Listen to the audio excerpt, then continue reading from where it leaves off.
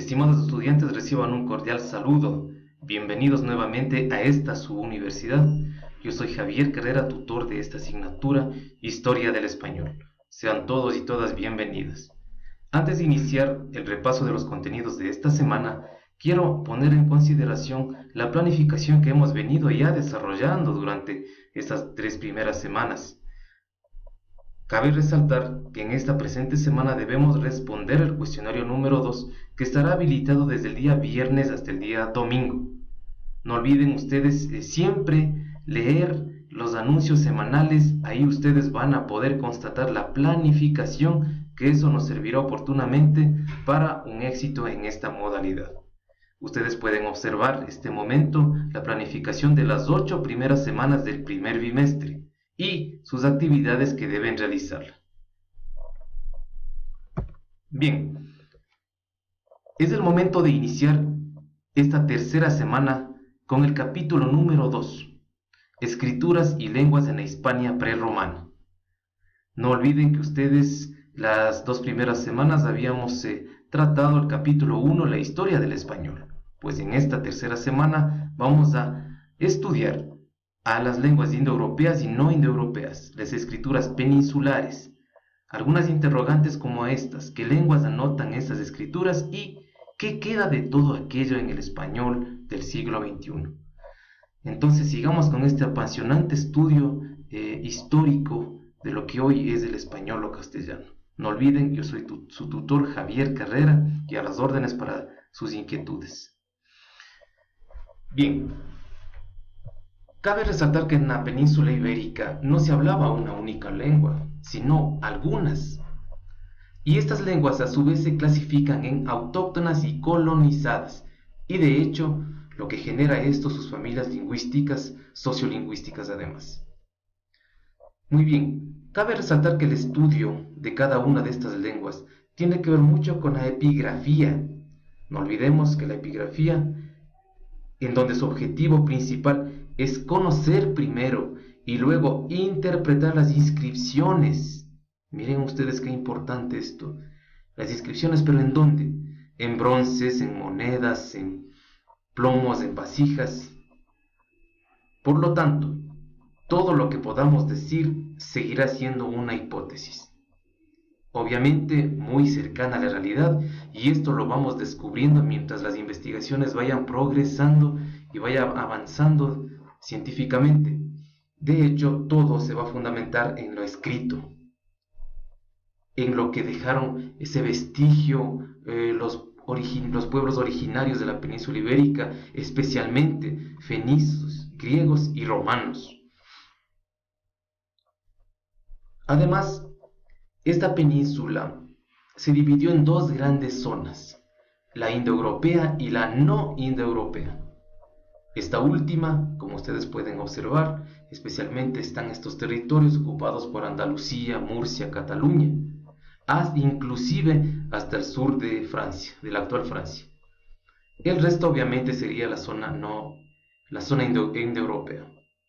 La península estaba formada por un conjunto de pueblos muy numerosos. Aquí les voy a nombrar algunos de ellos: astures, cántabros, celtíberos, ceretanos, edetanos, lacetanos, vasios, vascones, y cada una de estas lenguas con sus especificidades, tanto en la lengua como en la cultura, y todo lo que eso produjo la evolución sistémica de la lengua. Miren ustedes la fusión, ese sincretismo lingüístico que estamos observando de todos estos pueblos cargados de su antecedente histórico y cultural. Cabe señalar también que el idioma, la lengua, siempre va a ser considerado como un hecho histórico, como un hecho sumamente cultural. Las escrituras peninsulares llegan en su origen ¿de dónde? Del mar Mediterráneo. Al oeste estaban el mar y las islas británicas, en donde obviamente la escritura es un hecho posterior. Aquí viene la explicación para que los íberos son los que transmiten su escritura a los celtíberos, este pueblo último indoeuropeo fronterizo con su territorio, y que los lusitanos, pueblo también indoeuropeo pero pre-celta, miren ustedes, es un pueblo pre-celta, solo escriban su lengua en el siglo II AC, antes de Cristo. Y ya, obviamente, en caracteres latinos. Aquí las palabras claves de reflexión y análisis que obviamente nos incitan a la investigación son los íberos y los celtíberos, y esa fusión que tienen con los caracteres latinos que son los premios, esa génesis lingüística de latina que debe surgir de ahí. Nuevamente, cabe resaltar aquí en la lámina que estamos observando este momento qué lenguas anotan esas escrituras. La notación, entendida como un sistema de signos convencionales que se adopta para expresar conceptos. Ese es el significado, eso es lo que se pretende en este punto al nombrar a la escritura meridional, ¿no? Miren ustedes, se escribe de derecha a izquierda, como el fenicio. Y obviamente, por no existir un estudio normativo, una notación que regule su funcionamiento, va relativamente desapareciendo. Y esto pasa no solamente con esta lengua, con esta escritura, sino con todas las sistemas lingüísticos en los cuales, si es que no existe una norma o a su vez no existen personas que lo estén realizando, relativamente desaparecen. Es una lengua no indoeuropea que algunos han hecho coincidir. Miren ustedes, aquí cabe resaltar esta situación. Se ha hecho coincidir alguna vez con la lengua de la antigua Tartesos, la lengua supuesta Tarsis, ¿no? Que es la bíblica. Hay ciertas cuestiones semejantes y también sus diferencias. En algunos casos, de hecho, coincidencias especialmente en los rasgos fonéticos. ¿Qué otra lengua? Las escrituras greco-ibérica e ibérica, obviamente con todas sus variantes, parecen anotar una nueva lengua, también no indoeuropea, la que se denomina tradicionalmente ibérico. Aquí en cambio existen similitudes, porque la mayoría de similitudes tienen que ver al vocabulario. De hecho, el vocabulario, el léxico, esta expresión oral que tenemos y que se tuvo desde el inicio, no hace más que para este análisis aumentar la duda. Porque el vocabulario es permeable y es la parte más, todavía diría yo, permeable de la lengua y a las influencias extranjeras. Miren ustedes cómo se va presentando la historia del español con todos sus antecedentes históricos que de alguna u otra manera han hecho que esta notación, este sistema de signos convencionales a futuro vayan generando, vayan desarrollando, vayan evolucionando. Bien, de todo lo anterior hablado, ¿qué queda de todo aquello en el español del siglo XXI? Aquí cabe resaltar, y están con letras de color rojo, dos lenguas, ¿verdad? El vasco o euskera actual o el castellano.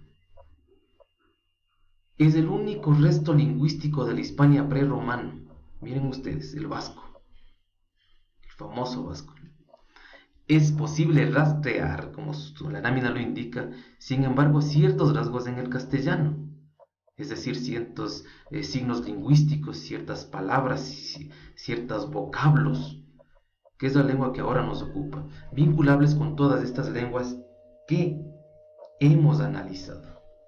De hecho, todo el antecedente el recorrido que estamos haciendo y todo ese análisis de las diferentes lenguas, todas van a converger en lo que estamos proponiendo en este momento. ¿Cuál es la herencia prerromana? ¿Cuál es la herencia celta, de los preceltas? Y todos indudablemente hicieron su aporte que hasta la actualidad se mantiene, enriqueciéndole a nuestro idioma, como no, como una fusión de muchas palabras y terminología, ahora ya normada. Obviamente tenemos que hablar del substrato ibérico. Entiéndase como substrato es cuando una lengua que ejerce una influencia en otra instalada posteriormente, pero en el mismo territorio. Miren ustedes esa relación de dos lenguas, pero aquí hay que resaltar que nos referimos al mismo territorio, al mismo espacio geográfico. Entonces ahí estamos hablando de substrato, y en este caso del ibérico, de la famosa península ibérica. El castellano comparte con el vasco, miren ustedes, y con el íbero la existencia de 5 vocales, las que conocemos, ¿verdad? A, E, I, O, U, y con este rasgo se diferencia de las restantes lenguas románticas, obviamente excepto el sardo. Ahora, si nosotros observamos las consonantes del íbero y los comparamos con las del castellano actual, tampoco encontramos muchas diferencias. Y ahí está la explicación de la lámina anterior, que los rasgos se mantienen, lingüísticamente se han mantenido. Lo que hemos ido es adaptando o mitigando su defecto. Aunque en este caso la evolución castellana es independiente de la influencia ibérica. Y el otro substrato que todavía se mantiene es el indoeuropeo.